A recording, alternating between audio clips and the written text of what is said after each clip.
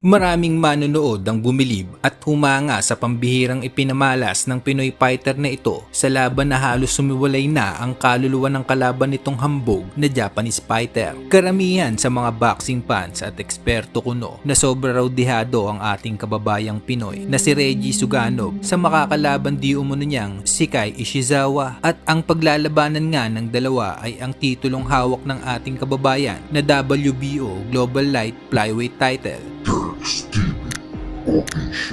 May kartada nga ang ating pambatong Pinoy na 15 panalo at ang 5 dito ay tinapos sa pamamagitan ng imposibong knockout at meron lamang isang talo, at sa kabilang banda ang Japanese fighter naman ay may kartadang 11 panalo at 10 dito ay tinapos sa pamamagitan ng knockout at may 4 na talo. Halina at sabay-sabay nating saksihan ang laban ng dalawang magigiting na fighter na ito. Nakaasul na short ang ating magiting na kababayan, sa kabilang banda ay naka-violet short naman ang Japanese fighter na di halatang favorite si Barney the Dinosaur. Number 1 is now underway. Naka-pink po itong si Ishizawa at ang ating Pilipino naman. Round 1 nga ay nagpapakitang gilas ang Japanese fighter at mainam na tinatantya kung gaano ba katigas ang nguya-nguyaan at katawan ng ating kababayan. Samantalang pailang-ilang malalakas na suntok naman ang bawi ng ating pambatong Pinoy. Ishizawa is actually still listed as a minimum weight at now trying to make inroads in the junior flyweight division. So dito nga po, scheduled for 12, kapaan po ito. But alam naman natin yung power galing sa kamay nitong si Ishizawa is something that Suganov has to be very careful of.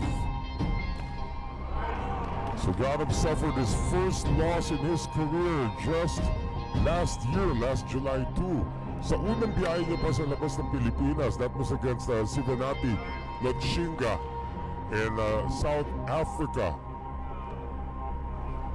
And he was going for the title at the time. Konting hintay lang, nakuha naman niya ulit ang titulo ng WBO Global Junior Flyweight by virtue of that win against the Venezuelan, itong si Ronald Chacon. So dito po sa round number 1, medyo nagkakapaan pa sila.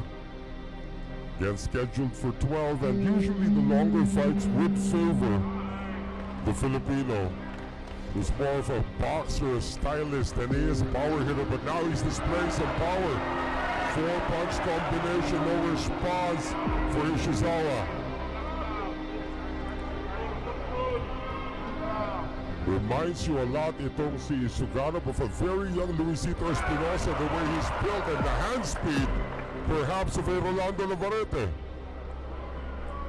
Of course, the light flyweight division is where the most championships have been taken by Filipinos. Suganov, sinusubok-subukan pa rin kung gaano katibay ang sikmura at saka itong ulo ang kanyang kalaban from Japan. 1 minute remaining here in the opening round, scheduled for 12. And you can see no matter where you go, Filipinos are very astute about boxing. Alam nila kung maganda ang pinakita, alam din nila kung medyo nadedihado, medyo there's a lot of buzz going around after that power shot. So Ishizawa's turn right now to try and take the advantage. By our unofficial scorecard, Suganov is leading in this round. Let's see what kind of finishing kick this 27-year-old from Japan has.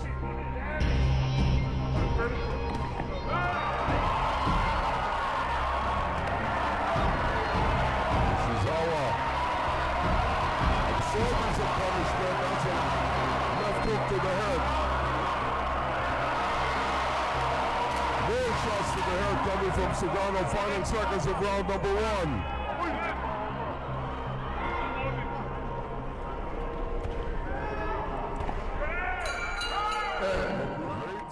Round 2 ay makikitang nangingibabaw na ang Pinoy dahil sa mga magaganda at imposibo nitong mga kombinasyon na halos lahat ay tumatama sa pagmumuka at bodega nitong Japanese fighter. Ngunit talaga namang hindi maitatanggi na medyo matigas din itong boksingerong Hapon. Not really solid blows, but those are scoring blows. Mukhang may konting dugo na tayo nakikita rito sa ulo nitong si Suganov. There may have been a headbutt somewhere. That would be unfortunate if that cut gets bigger, if it is a cut at all.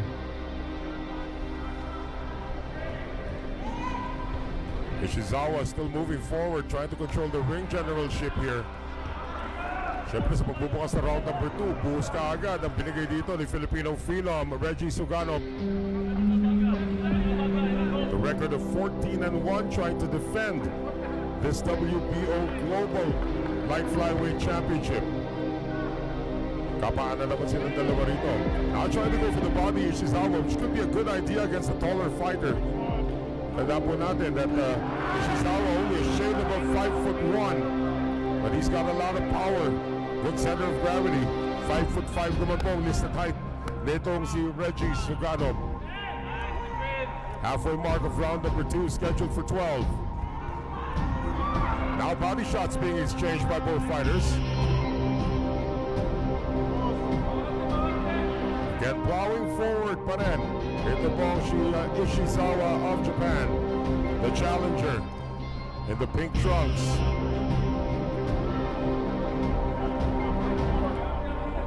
Exchange of jabs. No follow-ups yet so far for Ishizawa. It appears that Suganov has now tasted how powerful those punches can be. Mukhang hindi niya pa masyadong iniinda. Again, Ishizawa trying to go for as many body blows as he can, trying to soften up his opponent. He's got a 4-inch reach advantage, a 4-inch height advantage, and about a 4-inch reach advantage as well. Shots to the body. Round 3 nga ay tila nag-iingat sa kilos itong ating kababayan at makikitang tiyempo para sa isang malakas na suntok, samantalang patuloy pa rin sa pagsugod ang Japanese fighter na tila hindi natatakot sa pambato nating Pinoy.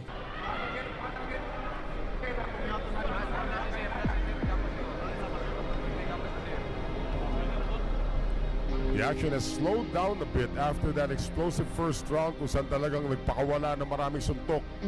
Ito po si Suganov, and now he's just measuring his opponent. Tandaan natin, he has a height and reach advantage over his Japanese opponent, Kai Ishizawa.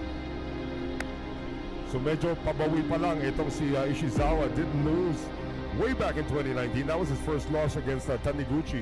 The rematch, he also lost against Masataka Taniguchi. Nakabawi na lang nung lumaban si J7 Absede sa Japan in the same venue where he lost. That was a win. That was actually a knockout win para kay Ishizawa, but lost to Vince Paras in his last.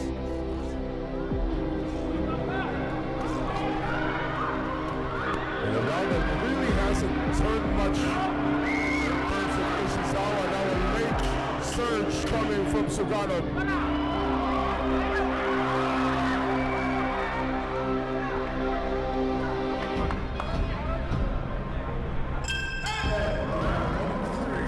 So good for the Filipino Phenom. Round 4 nga ay wala pa ring pagbabago sa tempo ng laban. Talagang napakaganda ng bakbakang ipinapakita ng dalawang fighter na tila ayaw magpatalo sa isa't isa. We know he's a power puncher, but he's being a little careless with his defense. Nakakalusot na naman. And you can see some welts already developing under both eyes of the Japanese as those punishing jabs. From here, it looks like it was a nose thing, but it looks like everything's been cleared up already for Ishizawa. But at the rate, nakakalusot itong mga jabs nitong si Suganov. Might be a very long day here for the Japanese fighter. But again, the game plan is still the same. Just move forward, go for the body. Ngayon, chinechempohan na lang po. Past the halfway mark of round number 4, scheduled for 12.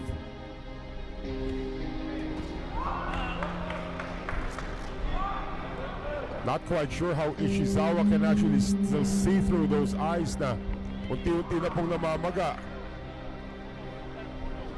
Again, he's just moving forward. That's the only positive working now on the side of Ishizawa. He's not allowing his opponent to move forward. Again, final seconds of the 4th. Suddenly the power of Reggie Sugano being displayed here. Kino-contra-tempo niya talaga. Ito si Ishizawa. Every time Ishizawa tries to reload, Sugano... Round 5 naman ay tila lalo nag-init ang dalawang fighter at para bang gusto na nilang tapusin ang isa't isa dahil sa mga ang suntok na binibitawan ng mga ito ay panay puro power punches na pag inabot ka ay talaga namang may kalalagyan sino man sa dalawa. Rainy here in Bohol for the past couple of days. And now some stand-up fighting. Wala na masyadong sayaw-sayaw na ginagawa ni Ishizawa. 2 wins, 1 loss. Only 4 wins coming by way of knockout. So this guy is really out to outpoint you. Whereas Ibushi Ishizawa, 11 wins, 10 coming by way of KO. So he would like opportunity. That's actually a first round knockout. Been fighting now between the two. A lot of blood. Even the crowd here a little concerned about seeing the presence of blood on the face of their homeboy from Dawis Bohol. If the Boholaps with a little bit of blood, you're already concerned. So far, Ishizawa is actually doing well until that right hook delivered by Ishizawa had the better of it though. Another jab coming in for the Japanese. A lot of misses here for Sugano. Round number 6 comes to an end and it looks like that is the first round. Round 6 nga ay talagang agresibo pa rin ang Japanese fighter na akala mo ay gorilla na nakatakas sa kanyang hawla at patuloy na sinusugod ang ating kababayan. Samantalang height advantage lamang ang ginawa ng Pinoy fighter. Heavyweight champion kampiyon dito si Sugano of the Philippines absorbing a right hook that time from his Japanese opponent.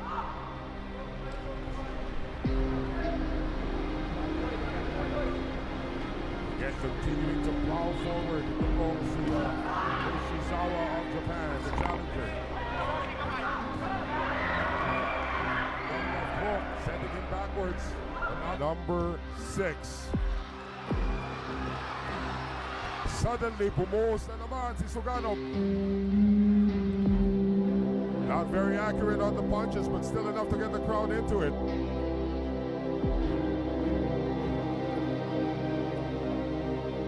Body exchange. About a minute remaining here in the 6th.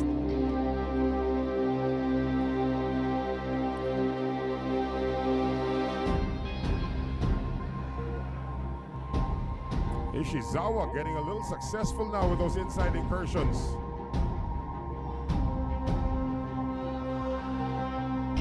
Good left coming from Sugano. And again, Ishizawa just wants to pin him against the ropes and throw 1 million punches. Sa mga sumunod na round ay tila wala pa ring pagbabago sa laban nilang dalawa. Halos ubusan na ng lakas ang bugbugan ang ipinamamalas ng dalawang magiting na fighter na ito. Has been well for the moment. Ishizawa once again pounding inside. No response coming from Sugano, who tries to push him back to the middle of the ring. Now Sugano's reach advantage has been negated now because of all of the inside shots coming from Ishizawa. Pati yung tinag, ito si Ishizawa. Now Ishizawa has been knocked out once in his career. And he did suffer that knockout loss against Masataka Taniguchi in 2019. Make that in 2020, it was a decision over 8 rounds.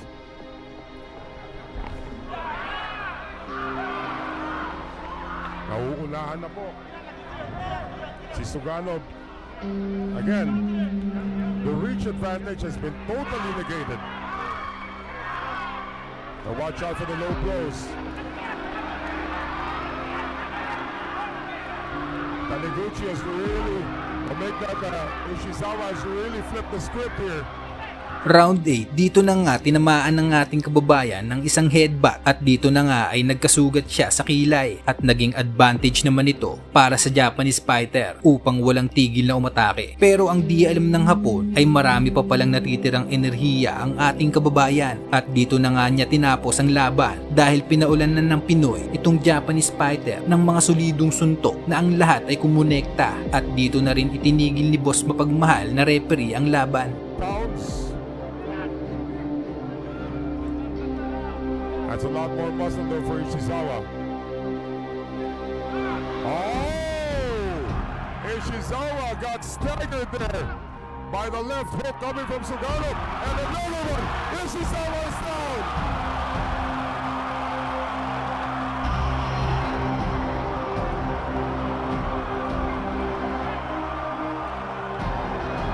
Ready to fight Nosha.